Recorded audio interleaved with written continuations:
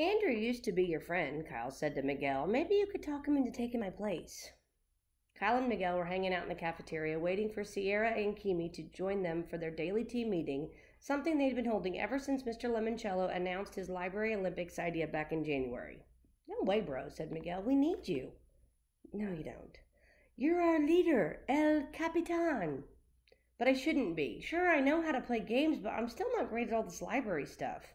And I'm not very good at games, said Miguel, and I haven't read half as many books as Sierra, and I'm nowhere near as clever as Akimi. The team needs all four of us, bro. But have you seen some of these kids in the regional competitions? They're amazing. Yeah, that girl Marjorie up in Michigan sure knows her way around the stacks. That's why you guys need Andrew Peckelman. He used to be your second in command on the library squad.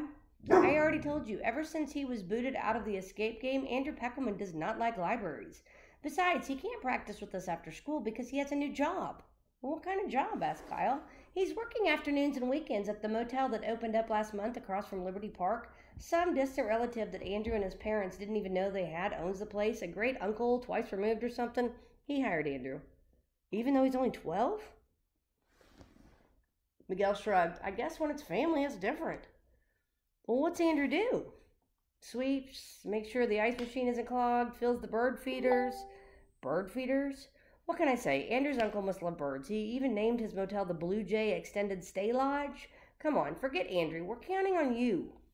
That was the problem. Kyle didn't want to let his friends down, and he'd read Marjorie Muldaur's interview with her hometown newspaper online.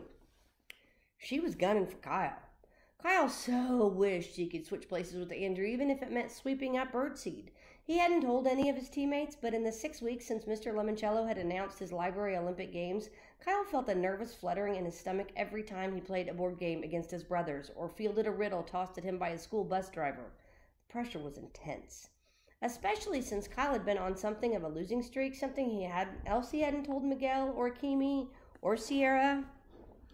He hadn't beaten his brothers on family game night once since January, and Kyle even had lost the home version of the escape rope from Mr. Lemoncello's library board game to his mom.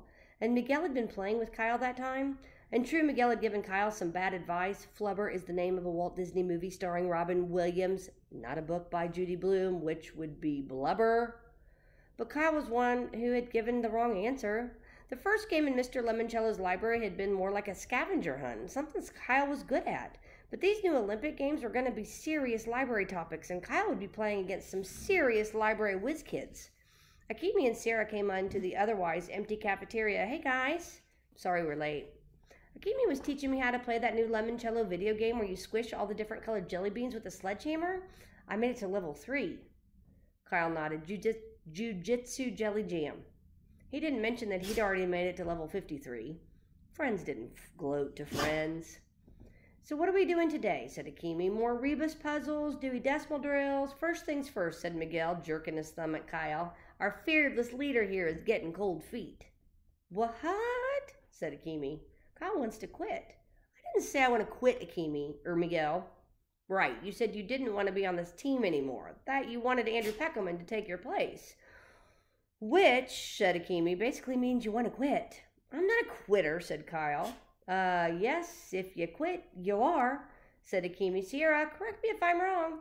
Sorry, Kyle, said Sierra. That is the dictionary definition of quitter, all right. A person who quits or gives up easily, especially in the face of some difficulty or danger. Oh, snap, said Miguel. Sierra just gave you the 4-2-3 on quitters. Kyle was confused. The what? The 4-2-3, said Akimi. That's where you can always find a dictionary of standard English in a library. Oh. I didn't know that. It was on last week's study sheet, said Miguel. Right, sorry. I guess I should have studied it. Well, duh. That's why we call them study sheets. Kyle pretended to laugh, but deep down he knew the truth. No matter how hard he tried, he would never be able to win every single game he played for the rest of his life. And sometimes the cards and the dice and the questions just didn't go your way. Every chance for victory was another chance for defeat. He did not belong in anybody's Library Olympics.